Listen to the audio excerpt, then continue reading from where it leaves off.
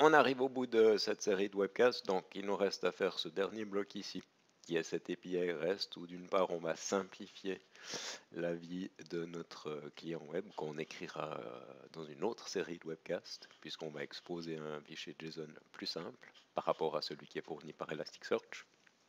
Et puis, en même temps, comme je l'ai déjà dit, ça va nous éviter de devoir exposer Elasticsearch directement à nos clients qui sont sur Internet.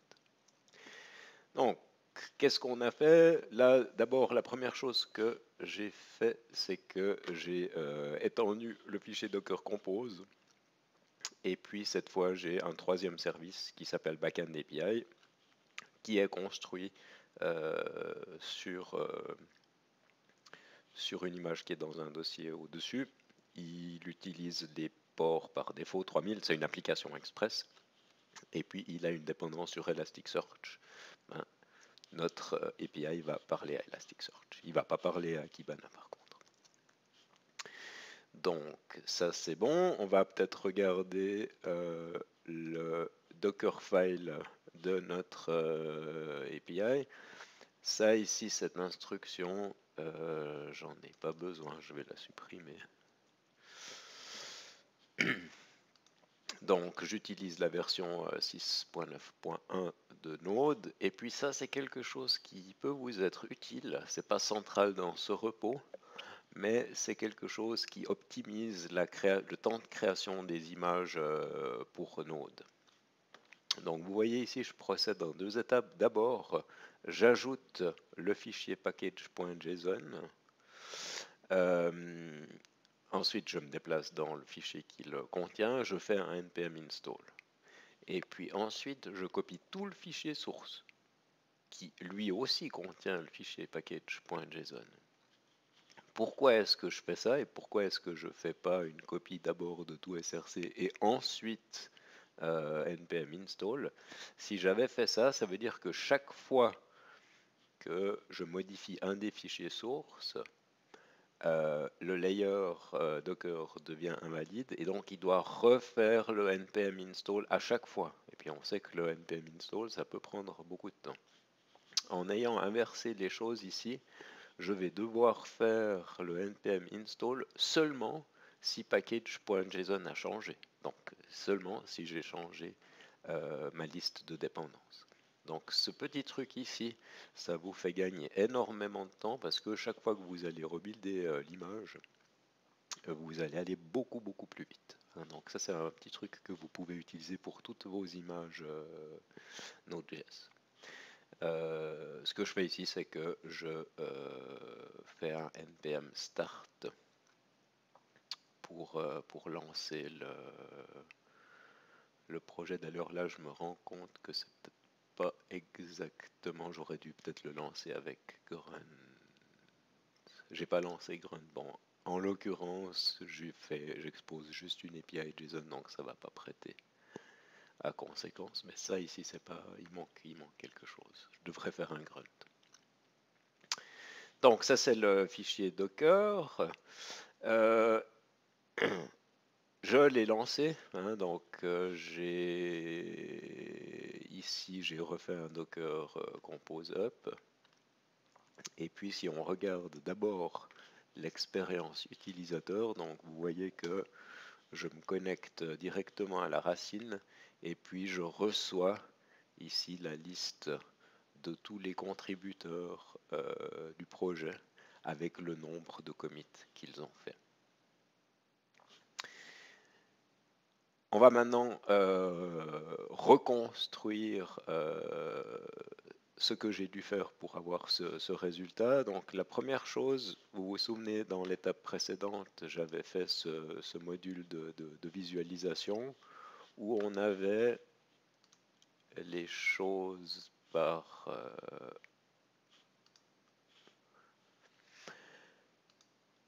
étape, hein. Donc c'était un graphe par année et ensuite à l'intérieur de ce graphe la liste des 5 meilleurs contributeurs, enfin des 5 personnes ayant fait le plus de commits cette année.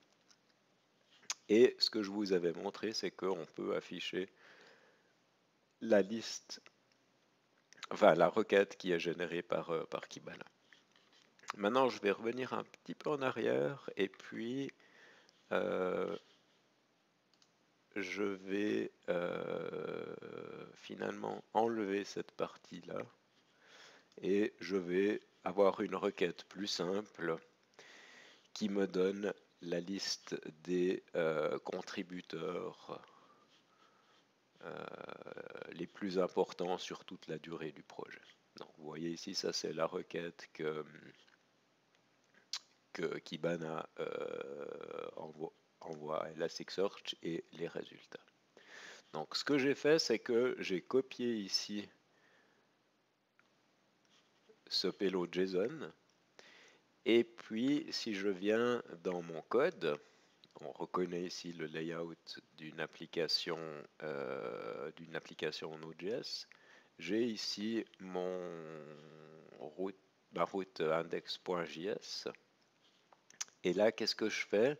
J'utilise une librairie JavaScript qui est fournie par Elasticsearch. Je l'ai initialisé ici en lui disant où se trouvait mon serveur Elasticsearch. Et donc, j'ai utilisé le nom que j'avais donné au service dans Docker Compose. Je lui dis de tracer toutes les requêtes et les réponses parce que je suis en mode développement, donc ça m'intéresse de voir comment mon API parle à Elasticsearch. Et puis derrière, j'utilise cette fonction search où je dois lui dire sur quel index je veux travailler, quel est le type de document que je veux considérer. Et puis ensuite, j'ai un body où je peux lui donner une requête qui est formatée par rapport au DSL. Et vous voyez que ce code que j'ai mis ici, c'est exactement ce que j'ai repris là-dedans. Donc on voit ici que là, je lui avais demandé 5, une liste de 5 auteurs. Quand j'ai fait le copier-coller ici, je suis passé à 15. Et puis vous avez vu que là, j'ai envie d'avoir toute la durée du projet et tous les commits, donc cette partie-là, je l'ai mise en commentaire. Un truc que j'aimerais probablement changer par défaut, Kibana il génère des noms d'agrégation avec des compteurs, ce qui m'oblige après à utiliser cette notation un petit peu bizarre. Donc là ici j'aurais pu dire authors et puis y faire référence ici. Mais vous voyez, le principe il est assez pratique, en tout cas quand on fait du prototypage, c'est de prendre ce qui a été généré par Kibana, d'utiliser ça comme base de travail et puis après d'affiner. Donc, voilà, je peux faire une recherche. Ce que je reçois, c'est une promesse. Donc, je peux après chaîner ça avec un then. Là, j'ai reçu le body. Donc, ce que je reçois dans body, c'est ce que je vois ici. Et donc, en analysant ça, je dis, voilà, je veux récupérer ce qu'il y a dans body sous agrégation, sous 2. Donc, agrégation 2, je retrouve là-dedans. Je veux ce qui est dans bucket. Donc, j'ai cette liste ici d'objets JSON avec key et docCount. Et puis j'utilise une fonction map pour dire je veux renommer, donc je vais moi produire auteur et commits. Et si je reviens dans ma fenêtre, c'est ce que j'ai ici. Donc pour chaque élément, pour chaque résultat, j'ai ce label author, ce label commit, et puis si je compte, j'en ai au plus 15. Alors je ne sais pas s'il y avait au moins 15 contributeurs dans ce projet, probablement. Donc ici ça doit être, je dois avoir mes 15 auteurs. Ils commencent à 0, ouais. Donc effectivement, c'est bien le cas. Ok, donc avec ça, on est arrivé au bout. Donc on a montré comment on pouvait populer Elasticsearch, on a d'abord fait de l'exploration grâce à Kibana, et puis une fois qu'on a défini nos requêtes, on a packagé tout ça dans une API simplifiée, ce qui fait que si maintenant on écrivait un client, une interface utilisateur, on aurait quelque chose de très pratique à utiliser. Là, j'ai même pas défini de endpoint, j'accède à la racine, Mais typiquement, j'accéderai à ça via slash stats slash top authors ou quelque chose comme ça. Très bien, alors j'espère que ça vous a plu. Un sujet dont on n'a absolument pas parlé dans le webcast, c'est le fait que Elasticsearch se distribue très facilement. Donc quand on utilise Elasticsearch, souvent on a énormément de données. Donc ce qui va se passer, c'est qu'on va avoir des clusters avec plusieurs nœuds qui se répartissent le travail. C'est très facile d'expérimenter cette fonctionnalité. En fait, si vous démarrez plusieurs Elasticsearch sur votre machine, ils vont automatiquement se découvrir les uns les autres. Euh, donc, pour avoir un premier feeling de comment ça se passe, c'est assez simple. Évidemment, après, quand on passe en production, c'est tout un autre sujet. Euh, Si vous êtes intéressé, il y a des documents, des blogs où vous allez voir par exemple comment GitHub a utilisé Elasticsearch. Toutes les fonctions de recherche dans GitHub sont implémentées avec Elasticsearch. Donc vous imaginez que là, il y a une infrastructure qui est assez intéressante derrière. Ok, donc on va s'arrêter là pour cette série de webcasts. Et puis dans une prochaine série de webcasts, là on va s'intéresser à cette couche ici. Et puis on va voir comment ces données, on peut les visualiser de différentes manières. Et on va voir que D3 est une librairie JavaScript qui permet de faire des choses très intéressantes.